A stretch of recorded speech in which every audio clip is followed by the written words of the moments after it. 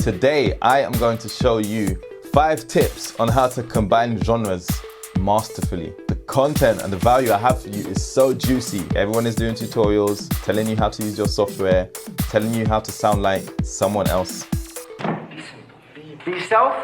Be yourself. But for me, it's about you guys finding who you are musically and trying to increase your level as quick as possible. Let's get it cracking. So my first tip for combining music genres whenever you're making electronic music, dance music, whatever really, you have to know how much of each genre you want. So in this example, I'm only combining 3 genres, which is house, reggae, and some R&B.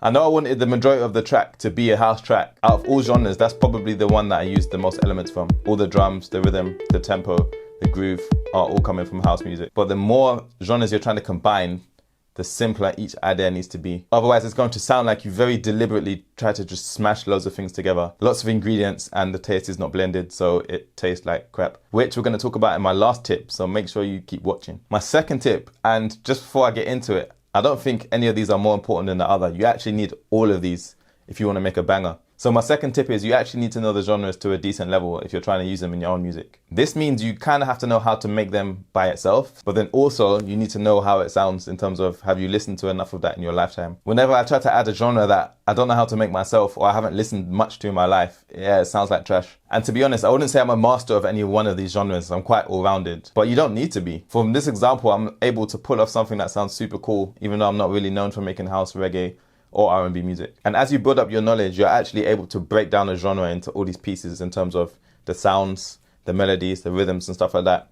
And then you have abundance to choose from. If you want the instruments that R&B uses, like pianos and saxophones and guitars, or if you just want the chord progressions and harmonies, or there's a particular melody, or a particular drum sample, you've got all this choice. But you don't have these choices until you actually know what they are. So study. Tip number 3, super important. You have to know what you want from each genre and what are you using them to try and say for your own track. For this track, I wanted a house track with house tempo, house grooves, house drums, house vibes. But I wanted to incorporate something from my own culture, being Jamaican, but also from all the music that I grew up to, which was a lot of R&B. The thing that started this whole track was the idea that I wanted these dub drums. I love the spring reverb on them and how they sound super distant but crunchy at the same time. The R&B is almost kind of like a subconscious feel, and it's only coming from the chord progression that I used. And I wanted the track to be able to get you in your feelings just like R&B music does. Also think about the role these genres are going to play. Who is the leader? Who is coming up right behind the leader? And who is just the side piece? Just like in a film or a novel, you'd have your main character, supporting characters, and characters you might only see once. If I had to order the track in terms of which genre is used the most, house is probably number 1, then the reggae, and the R&B is last. All these genres have different moods and different energies, so you have to know what energy are you taking from each one and why you're doing it. That's not something I can help you with, but as long as you're asking yourself that question, I think you'll make a better track because of it. Now, I didn't write these in a particular order, but I feel like for tip 4 and 5, we're getting deeper and deeper into this creative process. So tip number 4 is you need to know the vibe that you're bringing all these genres to. How are you lining them all up on the same page? How are you making all these characters fit into one story? And for me, that is the beauty of combining different genres together. No one is going to combine them in the same way as you, and it's going to be tricky to find another track that sounds exactly like the one you've just made. Again, that bass line is kind of upfront and providing so much groove. It's not kind of shy and sitting in the back. Why? Because the page that everything is on is dramatic and exciting. It's very easy to get excited about a track when you've got this Jamaican guy shouting at you to rewind it. From the top to the very last drop. And what I forgot to mention that I'm kind of always trying to do at the same time is make something that's a bit futuristic and forward thinking. So if you think about the sound that I used for those chords, it's not an electric piano, an acoustic piano, or a guitar. Super common instruments that have been used for so many years. Instead, I've actually used this sound that's a combination of FM synthesis and wavetable synthesis.